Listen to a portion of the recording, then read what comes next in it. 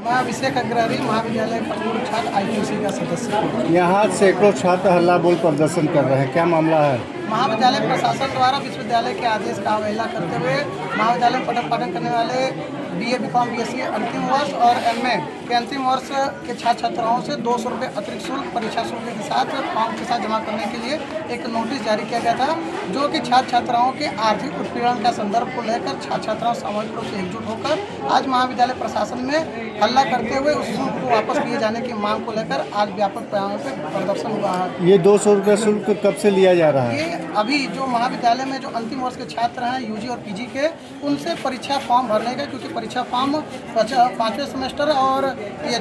तीसरे सेमेस्टर का, MA में तीसरे सेमेस्टर का और UG में 5वें सेमेस्टर के छात्रों को परीक्षा फॉर्म भरा जा रहा है, जिस फॉर्म के साथ 200 रुपये अनिवार्य रूप से पहले भुगतान करने के उपरांत उनको परीक्षा फॉर्म भरने के लिए दिशा निर्देश दिया गया था, जिसका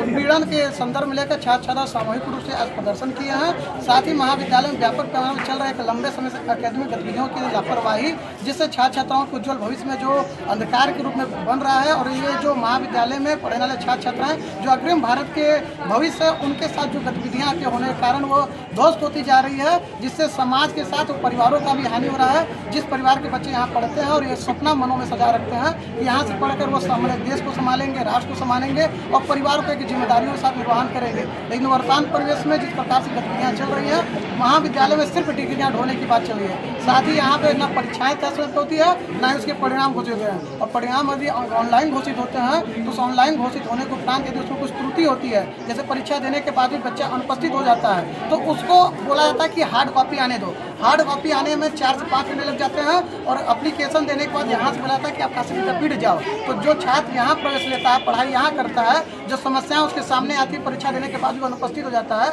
तो उन समस्याओं को जिस प्रकार से महाविद्यालय प्रशासन अनदेखा कर रहा है और बार बार विश्वविद्यालय भेजे जाने की बात करता है और इस प्रकार की मनमानी फीस लेने की बात करता है, तो उसका आज हम लोगों ने पुरजोर विरोध किया है। छात्र हितों की बात करने वाले छात्र संघ का चुनाव नहीं हो रहा है, इस पर क्या कहना? छात्र संघ का चुनाव न कराना ये प्रदेश की सरकार का अपना व्यक्तिगत मत है। छात्र इस पहल को लेकर कई बार उग्र आंदोलन किए हैं, खून तक से सियाही लिखे हैं, मुख्यमंत्री, राज्यपाल, उच्च शिक्षा मंत्री, कई बार व्यापक तरीके से आवाज़ उठाई जा रही है, लेकिन इन आवाज़ों को जिस प्रकार से अनसुना किया जा रहा है, कहीं ना कहीं लोकतांत्रिक व्यवस्थाओं को ध्वस्त करने और लोकतांत्रिक का नर्सरी कहे जाने वाले छात्र संघ को बर्बाद करने का उद्देश्य है। वो नहीं चाहते हैं कि छात्र अपनी मौलिक समस्याओं को लेकर आगे आए और वो समाज में बोलने का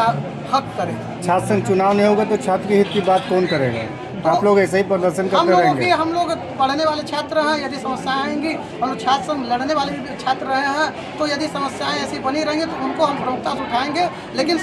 प्रदेश सरकार को इस मामले में हस्तक्षेप करना चाहिए, क्योंकि किसी भी उच्च शैक्षणिक संस्थानों की उत्थान तभी संभव है जब वहाँ छात्र संघ की नींव हो, क्योंकि छात्र संघ की नींव होने के कारण कम से कम जो छात्र चुनाव लड़ना चाहते हैं वो विषय बिंदुओं को प्रमुखता साथ बोलते हैं। आज की मांगों पर आपके स्कूल के प्रबंधक क्या कहें? उन्होंने कहा कि हमारे लेटर को कभी लेटर लगाकर वो काशी विद्यापीठ को भेजेंगे और संबंधित मामले ऊपर से जो मामला आता है वो बताएंगे। क्या ये खाना पूर्ति ही है? ये खाना पूर्ति अभी तक लग रही है। यदि उनको ये लगता है कि इस प्रकार से अगर वो बातों को अनदेखा करें या टाल मुझ घुमा देंगे तो गलत फहमी में जी रहे हैं, हम पुनः उग्र होंगे।